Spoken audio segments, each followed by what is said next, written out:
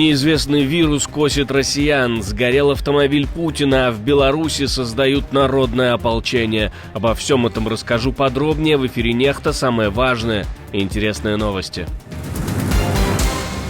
Удар по госпиталю в Харькове. Россия атаковала раненых и гражданских. Прекращение огня в Украине может стать ловушкой для стран Балтии. Маск зовет всех на Марс. На Земле стало слишком скучно. Спасибо, что смотрите, спасибо за доверие. Не забывайте ставить лайки, не забывайте оставлять комментарии и не забывайте подписываться на каналы. Все это очень несложно. Поехали. Циничный и прицельный удар. Именно так в Генштабе Вооруженных сил Украины описали вечернюю атаку по Харькову 29 марта. Российский дрон «Камикадзе» влетел в здание военного госпиталя в городе. Там лечились украинские солдаты, получившие ранения на фронте. По предварительным данным, есть пострадавшие. Помимо этого повреждены рядом стоящие жилые дома. Сама атака на госпиталь не просто удар по зданию, это удар по тем, кто уже не может воевать, кто лежал на больничной койке, кто уже заплатил за эту войну своим здоровьем. Военные преступления не имеют сроков давности. Соответствующие доказательства будут переданы в органы международного уголовного правосудия. Как именно и, главное, когда эти удары можно прекратить, будет ли кто-то за них отвечать, ведь якобы перемирие действует по версии США и России, и удары по лечебным учреждениям – это нарушение всех конвенций. То есть Россия должна четко понимать, ударит один раз, мы можем ударить еще сильнее. Конечно же, с нашей стороны нельзя переходить никакие границы относительно цивильных объектов, относительно гражданских объектов, да, то, что делает Россия постоянно, и я не верю абсолютно в историю, то, что как-то кто-то сбился с курса или что-то там еще произошло. Мы должны фиксировать и настаивать на том, что и было раньше. Бить сильнее санкциями и бить еще по большему количеству военных объектов. Экономика России держится на войне и может рухнуть без нее. Мир с Украиной грозит Кремлю новым шоком. Война спасла Москву от экономического обвала и стала его зависимостью. Без миллиардных военных вливаний российская экономика уже давно бы затрещала, но теперь возникла новая угроза – мирное соглашение. Производство оружия, зарплаты контрактникам, выплаты семьям солдат – все это разогнало экономику. По оценкам финских аналитиков, не менее 40% роста в прошлом году было напрямую связано с войной, а значит, если поток денег на войну перекроется, экономика пойдет вниз. Для сравнения, федеральный бюджет 2024 года выделил на оборону 160 миллиардов долларов, это более чем 6% ВВП, и это сопоставимо с тратами СССР в разгар холодной войны. Эти деньги держат на плаву заводы, семьи и целые регионы, особенно в бедных уголках страны. Но за все это нужно платить. Бюджет трещит, дефицит растет. 2/3 фонда национального благосостояния уже сожжены после начала войны. Если Кремль хочет избежать экономического коллапса, ему придется продолжать тратить средства на нынешнем уровне еще долго после окончания войны. Если военные расходы будут сокращены, это приведет к потере рабочих мест и всеобщему разочарованию во многих российских регионах. С другой стороны, сама война тоже не бесконечна. Потери в технике огромные, арсеналы опустошены, а экономика уже начинает поскрипывать. Россияне слышат о росте ВВП, но не чувствуют этого в магазинах или на счетах. Все идет на фронт.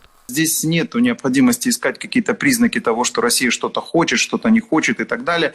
Ничего подобного. Россия и действиями, и прямыми заявлениями субъектов такого типа, как Путин, Лавров или Песков, четко указывает на нежелание заканчивать войну, то есть даже на малейшее отсутствие каких-либо желаний заканчивать войну как таковое. И если Путин действительно захочет мира, придется либо продолжать вкачивать деньги и в военку, чтобы не обрушить страну, либо готовиться к рецессии.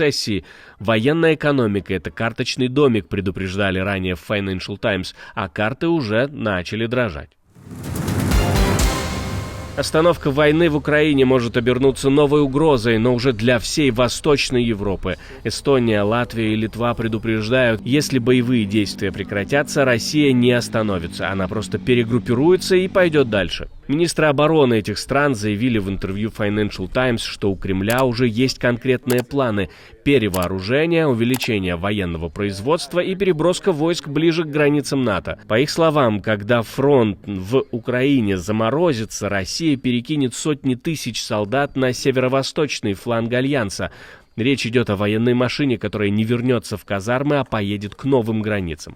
Давайте не будем питать иллюзий. Давайте не будем обманывать себя, что с Россией будет покончено после Украины. Россия воспользуется временем после прекращения огня, чтобы ускорить наращивание своего военного потенциала. У них уже есть огромная, обученная боевыми действиями армия, которая станет еще больше.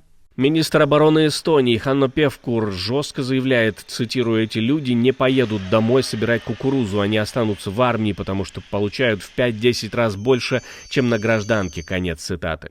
Он считает, что Россия просто перегруппирует 300 тысяч солдат и нацелит их на следующие цели.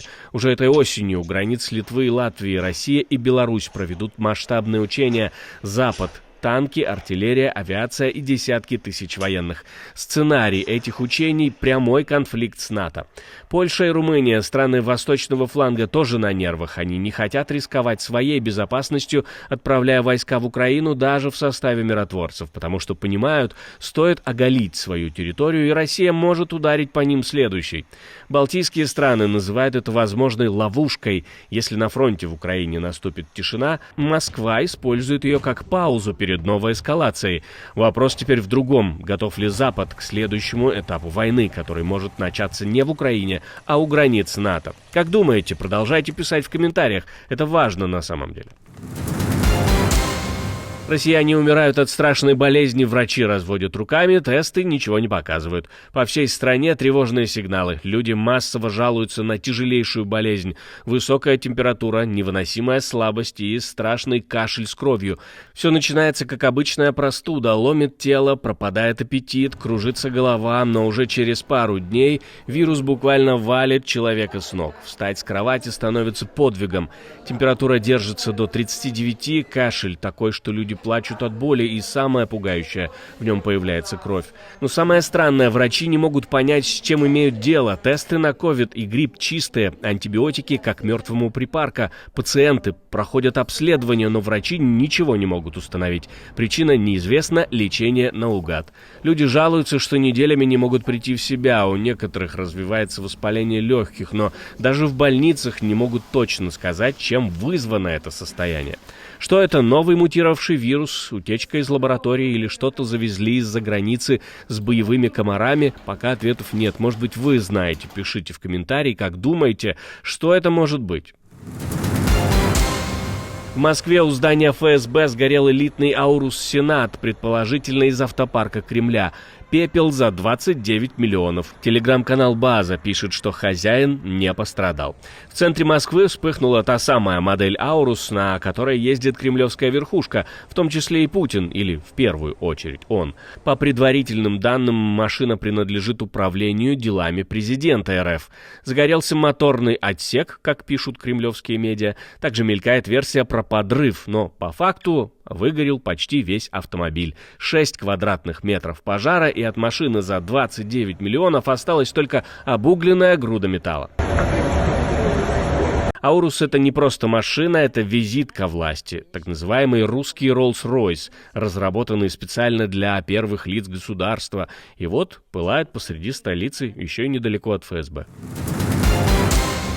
Илон Маск снова замахнулся на космос. Теперь он хочет отправить людей за пределы Земли, на Марс, навсегда. По данным The Wall Street Journal, миллиардер уже поговорил с Трампом и прямо попросил его: «Поддержи мой план по переселению человечества в космос». Судя по всему, Маск ставит цель сделать НАСА великой снова и превратить Марс из красной точки на карте звездного неба в новый дом для землян. По источникам издания, для воплощения этой идеи в жизнь Маск предложил своему другу, миллиардеру Джареду Айзекману, возглавить НАСА. Тот дважды бывал в космосе. В 2021 он возглавил первую полностью гражданскую миссию в космос на чартерном рейсе SpaceX, а в сентябре 2024 был командиром миссии Polaris Dawn, в которой экипаж гражданских астронавтов SpaceX совершил первый коммерческий выход в открытый космос. Что интересно, про себя он ничего не сказал, полетит ли сам, пока молчит, хотя после всех его заявлений логично было бы видеть именно его в первом кресле. Может, советника по нацбезопасности Белого дома Майка Уолтса отправят, чтобы не увольнять. И да, пока политики решают, поддерживать ли Маска, нам остается одно — подумать, кого первым отправим на Марс. Может, это шанс избавиться от некоторых любимых фигур. Ваши предположения, предложения, кого бы вы отправили на Марс без обратного билета? Пишите в комментарии. Можно просто фамилией. Жуткая авиакатастрофа потрясла американский город Бруклин-Парк возле Миннеаполиса. Небольшой частный самолет, вылетевший из Айовы, внезапно начал терять высоту и буквально врезался в жилой дом в густонаселенном районе. Через секунду взрыв. Все, кто находились на борту, погибли. Сколько именно, пока не сообщается. Известно только, что сам самолет был 6-местным. Судьба пассажиров трагична, но чудом никто не погиб на земле. В доме, в который врезался самолет, никого не было. По прибытии мы увидели большой столб дыма, а затем мы увидели пожар в доме. Первоначальное место происшествия, дом, был полностью охвачен огнем, но не было никаких признаков самолета в этом районе или вокруг него. Когда наши бригады работали над тушением пожара, мы увидели обломки внутри стен дома, которые оказались обломками самолета. Местные власти и спасатели моментально прибыли на место, удалось не дать огню распространиться на соседние дома. Губернатор Миннесоты уже сделал заявление, поблагодарил экстренные службы за быструю реакцию. Причины падения пока неизвестны, следствие выясняет, что пошло не так, отказ техники, ошибка пилота или непредвиденные обстоятельства. Власти Минска объявили о создании первого отряда народного ополчения в Октябрьском районе города. Ожидается, что этот отряд начнет функционировать к концу сентября и будет задействован в поддержании общественного порядка в районе.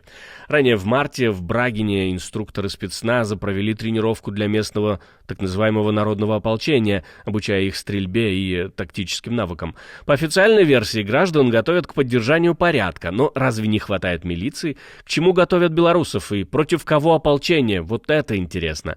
Пишите свои мысли в комментарии обязательно. Спасибо, что смотрите, спасибо за доверие. Не забывайте про лайки и комментарии, не забывайте подписываться на канал и про кнопочку «Супер спасибо» тоже не забывайте. На этом у меня все. До встречи и хороших вам новостей.